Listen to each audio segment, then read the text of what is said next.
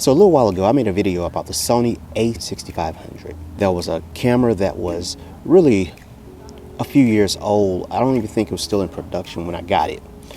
But it worked out well for me. It had a lot of features that really met my needs at the time. It had 5-axle in-body stabilization, touchscreen focus, and articulating screen. So with all of these features, why did I have the need, or why did I feel the need to upgrade this particular camera? Let's get into it. Now, the first reason was because of the battery life. I was getting about 45 minutes of recording time, so I was going through a lot of batteries.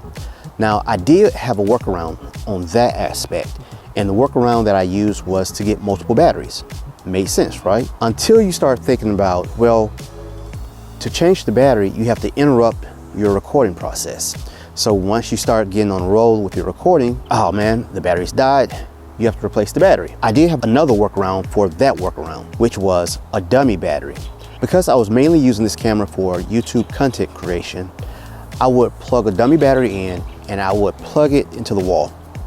Typically, most of my videos were inside. Well, uprise the second issue. Because I was recording in 4K so that I can zoom in on certain parts where I needed to or desired to, the camera will overheat. There was nothing I can do about that. Even if I pull the screen off of the camera body to try to let it breathe a little more, that helped a little bit, but not enough to justify saying that it wasn't still overheating and shutting down.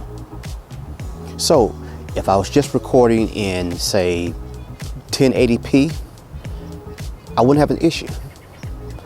The camera didn't overheat, have the issue of shutting down every 20 minutes like it did in 4K. Because of the way that I record, I typically record continuously, meaning once I press record, I would record my whole message or my whole content and then go back and edit it as needed.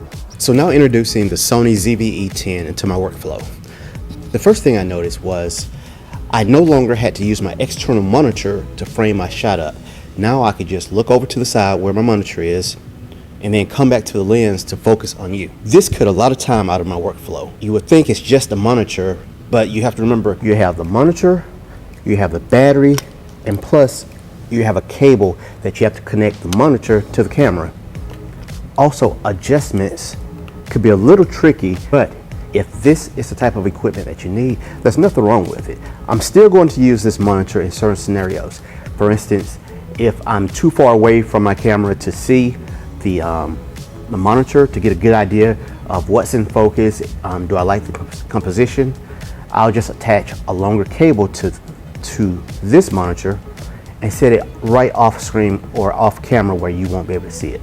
The next benefit was the autofocus on the ZV-E10 is much better than the autofocus on the Sony A6500. Regardless of which setting I had the A6500 on, I would still sometimes miss focus or lose focus, or it will hunt.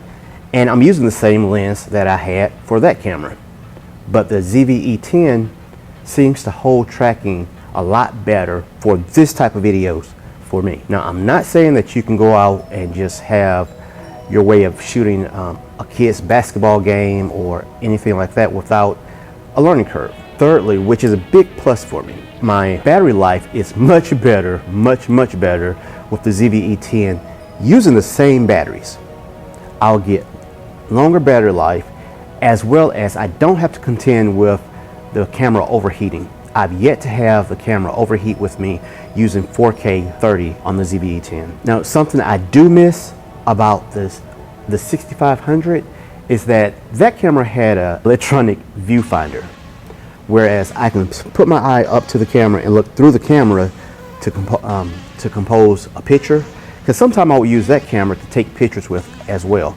This camera I have used to take pictures, but for me, I just feel a little less connected to this camera trying to take pictures with it, as opposed to when I'm able to actually look through, cut everything else out, don't have to worry about the sun coming in, washing the image out, or too bright.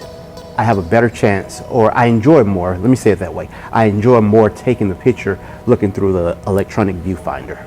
Now, did I use the the screen on the back of the camera? Yes, I did. Sure, I did. But my preference, nonetheless, if I could have it my way, would be to look through the viewfinder. So far, all in all, I think I've recorded 3 or 4 videos on this camera, and I'm loving it so far. Is that a fair amount of time to compare to see if you like something or not? Maybe. But for me, it is. I like this camera, and it fits my budget. What it does, the images that it produces, I love it. 4K, great. 1080p, great. I've not tried the slow motion. I do plan on trying that shortly. But for now, anyway, I hope you enjoyed it. I hope you got something out of it. I hope it was beneficial. Grab your camera, regardless if it's a DSLR, mirrorless camera, or your phone, and go create your content. God bless.